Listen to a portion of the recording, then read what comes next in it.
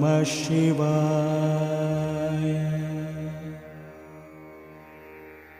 ஓம்.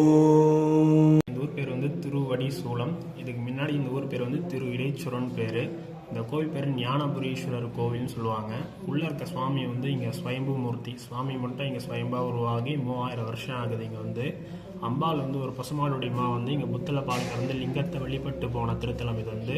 கௌதம் ரிஷி சனத்குமாரெல்லாம் சுவாமி பூஜை பண்ணி வழிபட்டு போன திருத்தலம் இது வந்து. திருஞான சம்பந்தருக்கு மோர் கொடுத்து பசி தீர்த்து பாட வச்ச திருத்தலம் இது வந்து.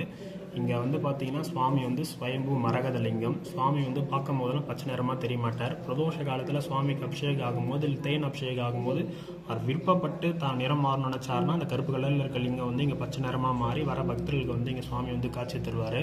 இங்கே திருஞான சம்பந்தருக்கு மோர் கொடுத்து அவரை பசியை தீர்த்து கூட்டிகிட்டு வந்து பாட வச்ச திருத்தலம் தான் இது வந்து.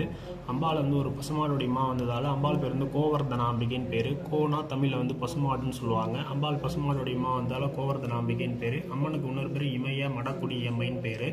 இங்கே ஃபுல்லாக மலை செடியெலாம் இருக்கும்போது அம்பாள் வந்து வழிபட்டு போனதால் இமய மடக்குடி அம்மைன்னு ஒரு பேர். சுவாமி பேர் வந்து ஞானபுரீஸ்வரர் அப்படின்னு சொல்லுவாங்க.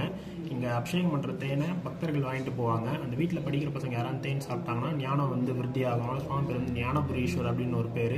சுவாமிக்கு இன்னொரு பேர் திரு இடைச்சுரநாதன் பேர். இடையர்னா அந்த காலத்தில் ஆடு மாடு மேய்க்கலாம் இடையர்னு கூப்பிடுவாங்க. சுவாமியே இங்கே வந்து மாடு மேய்க்கிற பையனாக போய் வழிபட்டதால் திரு இடைச்சுரநாதன் பேர் இங்கே சுவாமிக்கு.